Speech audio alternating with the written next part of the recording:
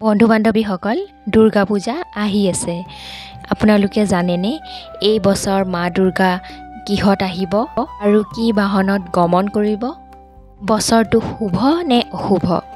আৰু লগতে ক'বলৈ গৈ আছোঁ নৱৰাত্ৰি আৰু মা দুৰ্গাৰ নৱৰূপৰ কাহিনী। তেনেহ'লে আহক অকণো পলম নকৰাকৈ ভিডিঅ'টোৰ মাজলৈ। মা দুৰ্গাই সাধাৰণতে হাতী, ঘোঁৰা, নাও আৰু দোলাত যাত্ৰা কৰে।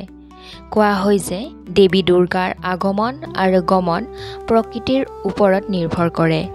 দেৱী দুৰ্গা কিহত আহিব আৰু কিহত যাব সেয়াও প্ৰকৃতিৰ পৰিৱৰ্তনৰে আগজাননী হয়। বিশ্বাস অনুসৰি দেৱী দুৰ্গাৰ আগমন আৰু প্ৰস্থান সময়ৰ ওপৰত নিৰ্ভৰ কৰে। কোৱা হয় যে সপ্তমী আৰু দশমী, দেওবাৰ আৰু সোমবাৰ পৰিলে দেৱী দুৰ্গা ঘোঁৰাত আগমন বা প্ৰস্থানৰ ইংগিত দিয়ে।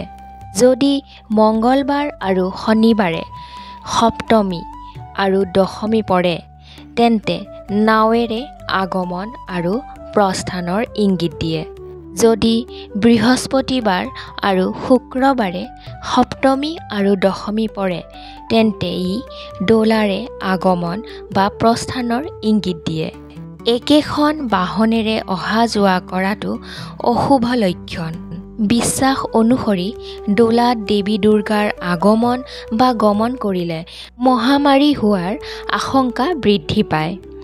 একেদৰে নাও হৈছে পানীৰ সৈতে জড়িত।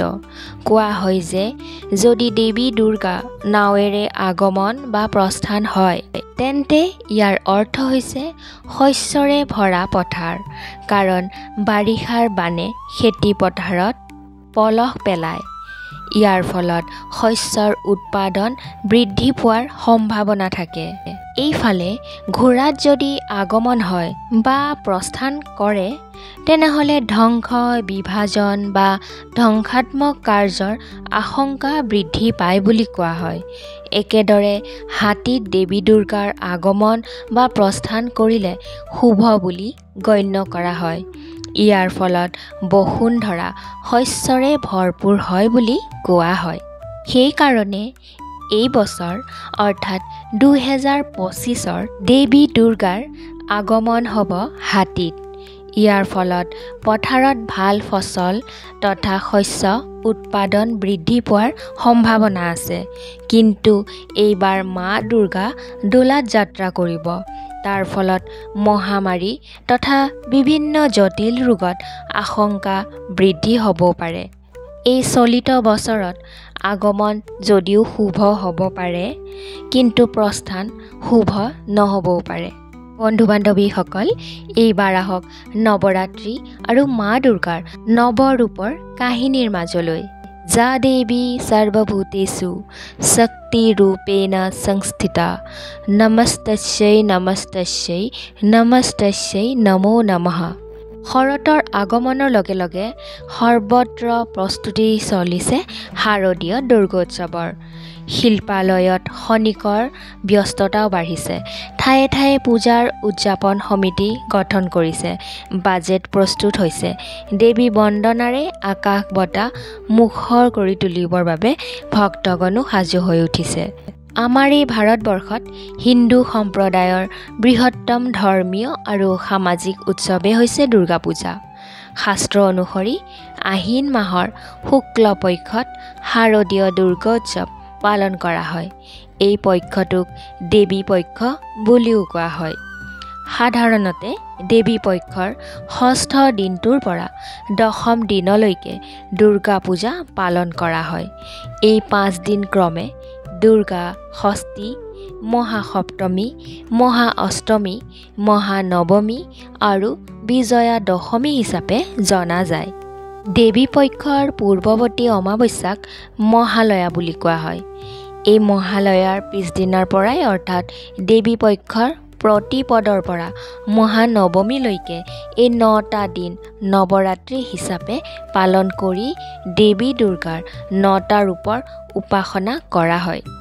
দেৱী দুৰ্গাৰ উৎপত্তি আৰু উৎসক লৈ ধৰ্মীয় আখ্যান উপাখ্যানৰ অন্ত নাই। সৰ্বপ্ৰথমে কোনে দেৱী পূজাৰ প্ৰচলন আৰম্ভ কৰিছিল, এই লৈও ভিন্ন ভিন্ন মতবাদ দেখিবলৈ পোৱা যায়। ব্ৰহ্মবৈৰ্ত আৰু ভাগৱত পুৰাণত উল্লেখ থকা মতে স্বয়ং ভগৱান শ্ৰীকৃষ্ণই শক্তিৰ অধিষ্ঠাত্ৰী দেৱী দুৰ্গা পূজাৰ প্ৰৱৰ্তন কৰিছিল। সৃষ্টিৰ আদিশক্তি দেৱী দুৰ্গা। দুৰ্গা পূজাই হ'ল শক্তি পূজা। দুৰ্গা শব্দৰ অৰ্থ এনেদৰে বিশ্লেষণ কৰা হৈছে: দ হৈছে দৈত্যনাশক, হ্ৰস্বউ বিঘ্ননাশক, ৰ হৈছে ৰোগনাশক, গ হৈছে পাপনাশক, আ হৈছে ভয় তথা শত্ৰুনাশক। এয়াই হৈছে দুৰ্গা শব্দৰ অৰ্থ। অৰ্থাৎ দৈত্য, বিঘ্ন, ৰোগ, পাপ আৰু ভয় শত্ৰুৰ বিনাশ কৰি জগতৰ মংগল সাধন কৰা দেৱীয়েই হ'ল দুৰ্গা। শাস্ত্ৰ অনুসৰি সমস্ত জগতৰ ত্ৰাণকৰ্তী, দুৰ্গতি নাশিনী, সংকট নাশিনী, সৰ্বমংগলকাৰিণী মা দুৰ্গাৰ মুঠ ৯টা ৰূপ। এই ৰূপসমূহ হ'ল: ১ নম্বৰতে শৈলপুত্ৰী, ২ নম্বৰতে ব্ৰহ্মচাৰিণী, ৩ নম্বৰতে চন্দ্ৰঘণ্টা, ৪ নম্বৰতে কুষ্মাণ্ডা, ৫ নম্বৰতে স্কন্দমাতা, ৬ নম্বৰতে কাত্যায়নী, ৭ নম্বৰতে কালৰাত্ৰি, ৮ নম্বৰতে হৈছে মহাগৌৰী আৰু ৯ নম্বৰটো হৈছে সিদ্ধিদাত্ৰী। শৈলপুত্ৰী হৈছে মা দুৰ্গাৰ ৯ ৰূপৰ প্ৰথম ৰূপটোক শৈলপুত্ৰী নামেৰে জনা যায়। শৈল শব্দৰ অৰ্থ গিৰি বা পৰ্বত।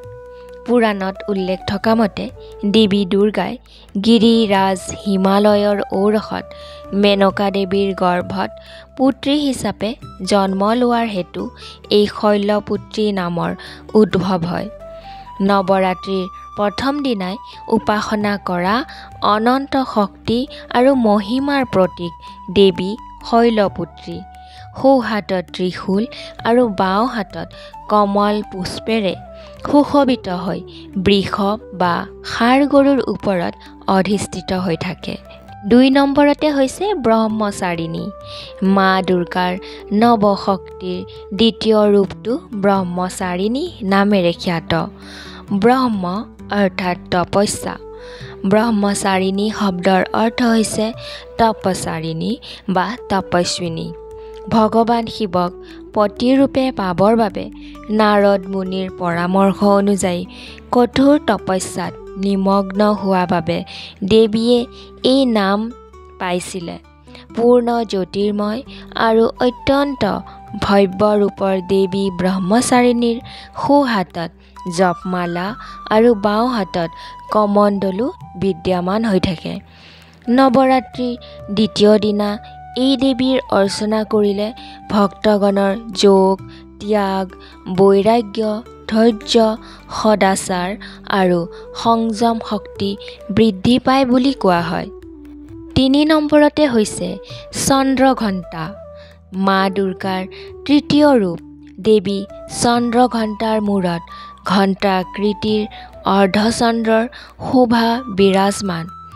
এই দেৱী দশভুজা আৰু শৰীৰৰ বৰণ সোণৰ দৰে উজ্জ্বল। প্ৰতিখন হাততে ভিন্ন অস্ত্ৰ আৰু বাণেৰে শোভিত দেৱী চন্দ্ৰঘণ্টা সিংহৰ ওপৰত উঠি সদায়ে যুদ্ধৰ বাবে সাজু হৈ থাকে। দেৱীৰ প্ৰচণ্ড ধ্বনিত অত্যাচাৰী অসুৰ দানৱসকল ভয়তে কম্পিত হৈছিল। পাপ নাশিনী আৰু কল্যাণকামী দেৱী চন্দ্ৰঘণ্টাক নৱৰাত্ৰিৰ তৃতীয় দিনা উপাসনা কৰা হয়। ৪ নম্বৰতে হৈছে কুষ্মাণ্ডা। মা দুৰ্গাৰ চতুৰ্থ ৰূপটোক কুষ্মাণ্ডা নামেৰে জনা যায়। সৃষ্টিৰ আদিস্বৰূপা শক্তি দেৱী কুষ্মাণ্ডাই নিজৰ মৃদু মন্দ হাঁহিৰে ব্ৰহ্মাণ্ড ৰচনা কৰিছিল। অষ্টভুজা দেৱী কুষ্মাণ্ডাৰ বাহন হৈছে সিংহ। এই দেৱীৰ ৮খন হাত ক্ৰমে কমণ্ডলু, ধেনু, কাঁড়, পদুম ফুল, অমৃতপূৰ্ণ কলহ, চক্ৰ, গদা আৰু জপমালাৰে শোভিত। সংস্কৃত ভাষাত কুষ্মাণ্ডা মানে কোমোৰা। নৱৰাত্ৰিৰ চতুৰ্থ দিনা ভক্তসকলে দেৱীৰ অৰ্চনাত কোমোৰাৰ বলি আগবঢ়ায়। 5 নম্বৰতে হৈছে স্কন্দমাতা। দেৱী দুৰ্গাৰ পঞ্চম ৰূপটো হৈছে স্কন্দমাতা। স্কন্দ অৰ্থাৎ কুমাৰ কাৰ্তিকেয়। কুমাৰ কাৰ্তিকৰ মাতৃ হোৱাৰ বাবে দেৱীৰ এই ৰূপক স্কন্দমাতা বুলি কোৱা হয়। চতুৰ্ভুজা শ্বেতবৰ্ণা দেৱী স্কন্দমাতা পদুম ফুলৰ ওপৰত উপবিষ্ট হোৱাৰ বাবে এই দেৱীক পদ্মাসনা নামেৰেও জনা যায়। নৱৰাত্ৰিৰ পঞ্চম দিনা দেৱী স্কন্দমাতাক অৰ্চনা কৰিলে সৰ্বকামনা পূৰণ হয় বুলি ভক্তগণে বিশ্বাস কৰে। 6 নম্বৰতে হৈছে কাত্যায়নী। মা দুৰ্গাৰ ষষ্ঠ ৰূপটো কাত্যায়নী নামেৰে জনাজাত। মৰ্তত দানৱ মহিষাসুৰৰ অত্যাচাৰৰ প্ৰকোপ বাঢ়ি যোৱাত ব্ৰহ্মা বিষ্ণু আৰু মহেশ্বৰে তেওঁলোকৰ নিজ নিজ তেজৰ অংশ দি মহিষাসুৰ নিধনৰ উদ্দেশ্যে এগৰাকী দেৱীৰ সৃষ্টি কৰিছিল। সেই মহৰ্ষি কাত্যায়নে সৰ্বপ্ৰথম এই দেৱীৰ উপাসনা কৰিছিল। কাত্যায়ন মুনিৰ পূজা গ্ৰহণ কৰাৰ বাবে দেৱীৰ এই ৰূপক কাত্যায়নী নামেৰে জনা যায়। কাত্যায়নী দেৱী চতুৰ্ভুজা আৰু সিংহ বাহন। নৱৰাত্ৰিৰ ষষ্ঠ দিনা পূজিতা এই দেৱীৰ কৃপাত ভক্তসকল সৰ্বশাস্ত্ৰ বিশাৰদ সৰ্বহিতকাৰী আৰু সিদ্ধিপ্ৰাপ্ত হ'ব পাৰে বুলি জনবিশ্বাস আছে। 7 নম্বৰতে হৈছে কালৰাত্ৰি। দেৱী দুৰ্গাৰ সপ্তম ৰূপটোক কালৰাত্ৰি নামেৰে জনা যায়। এই দেৱী কৃষ্ণবৰ্ণা ত্ৰিনয়না চুলি অবিন্যস্ত গলত বিদ্যুতৰ দৰে এধাৰী মালা জিলিকি থাকে। চতুৰ্ভুজা দেৱী কালৰাত্ৰিৰ বাহন হৈছে গাধ। দেখাত ভয়ংকৰ হ'লেও তেওঁ সদায় শুভ ফলহে প্ৰদান কৰে। সেইবাবে এখেতক শুভংকাৰী নামেৰেও জনা যায়। নৱৰাত্ৰিৰ সপ্তম দিনা দেৱী কালৰাত্ৰিক পূজা অৰ্চনা কৰা হয়।